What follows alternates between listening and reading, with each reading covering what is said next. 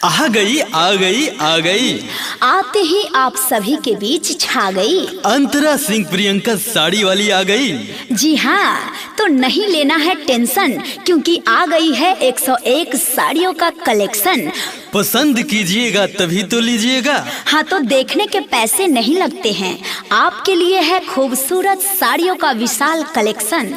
कहीं हमारी प्रचार गाड़ी आगे की ओर निकल ना जाए और आप सोचते ना रह जाए। ए भौजी, हो देखा ना साड़ी वाली आइल बिया। हाँ हो, हमरो एगो साड़ी लेवे के बा।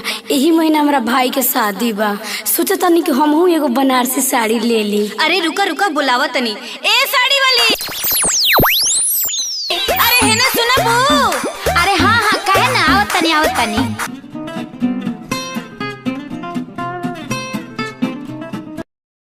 कौन कौन साड़ी रखले बाड़ू, का रखले बाड़ू, का दाम बा हो? अरे इतना कहे के घबरात पड़े, सुन ना। गाँव तहरा ले योइनी घघरी लहंगा, बेचतानी सस्ता में बाटे न महंगा। अरे बड़ी नया नया डिजाइन लाई बानी।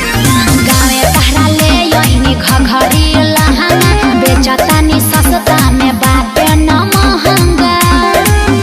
अरे कहबो त दाम कम लाग जाई हो, यार लाग जाई हो। अच्छा तो खोल के दिखावा तो, हई ललका, हई पियर का, अतन हई हरियर का दिखा देबू। हाँ हाँ ठीक है बा, बाकी तनी ओल्ड मॉडल लागता, पुरान लागता। अरे सुना तो पहले, देखा भइल बाटे रेशम के कढ़ाई हो, साड़ी पहनबू त पिया बालू भाई हो। देखा भइल बाटे रेशम के कढ़ाई हो, साड़ी पहनबू त पिया बालू भाई हो। म्यूजिक बाय रविराज देवा।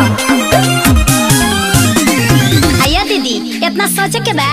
हई देखी लहरदार पुष्पा साड़ी, हई देखी जालीदार केजीएफ साड़ी, ये दिल आशिकाना, चांद के पार चलो गंगूबाई साड़ी। सोचे के बा इतना? अरे बाप रे बाप, ई तो बड़ा निमन निमन साड़ी रखले बाड़ू। आई कहाँ से लावेलू? हर महीना नया साड़ी लिया रे, चल जाइले लुधियाना हो। तहरा पर कलर सामानी निकल लागी, देवरो भी हो जाई दीवाना हो। सही में का हो? अरे चीज गाँव ओरिजिनल जान ला, अरे हाथे लेके तू पहचान ला। ठीक है बा। होई पछतावा जब बिक जाई हो, यार बिक जाई हो। ए बहिना, ऐसन करो ना, हमरा के एगो चांद के पार वाला दे दो। अरे का तू पुरान मॉडल पर पड़ल बाड़ू? हई देख ट्रिपल आर साड़ी नया डिजाइन में आइल बा।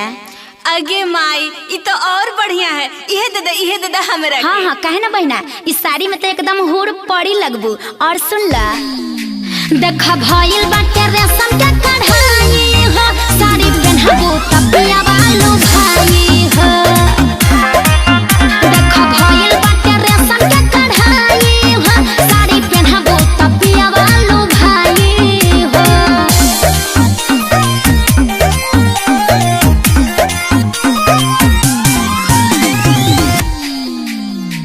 अरे अरे कोचिस का भीड़ है जी? अरे साड़ी भी कहता साड़ी। अच्छा अच्छा अच्छा। ए मैडम, मेरी वाइफ के लिए कोई साड़ी है क्या? दिखाइएगा। हाँ हाँ, क्यों नहीं, ले जाइए। सैया के साथ मड़ैया में बड़ी ट्रेंड में चल रहा है। का ट्रेंड में? अरे ट्रेंड में नहीं, ट्रेंडिंग में चल रहा है। ले जाइए, नहीं तो पेंडिंग में रह जाइएगा। अच्छा अच्छा, और कुछ है क्या बढ़िया चीज? हाँ हाँ, काहे नहीं है, देखिए ये डिजाइन सब। सिला के साड़ी, बनारसी साड़ी, रखले बानी राजस्थानी हो। पहनबू तू तो हीरोइन लगाबू, जैसे महल के रानी हो। ओगी मैया, लाल लेबू की बोला पियर, अरे बन जाइबू अर्जुन के डियर। अच्छा अंतरा कहेली भागो जाग जाई हो, यार जाग जाई हो। तो ए बहिना, हमरा के एगो भाग जागे वाला साड़ी दे दो। नया नया शादी भइल बा हमार। हाँ तो हई ले जा, आई मिलन की रात पेनते बन जाई बात, आँख बंद करके ले जा। देखा भइल बाटे रेशम के कढ़ाई हो, साड़ी पहनबू त पिया बालू भाई हो। देखा भइल बाटे रेशम के कढ़ाई हो, साड़ी पहनबू त पिया बालू भाई हो। अरे ए बहिना, इतना निमन निमन साड़ी ले लू कि तोहर सब बिक गइल, फिर बिहाने आई हो।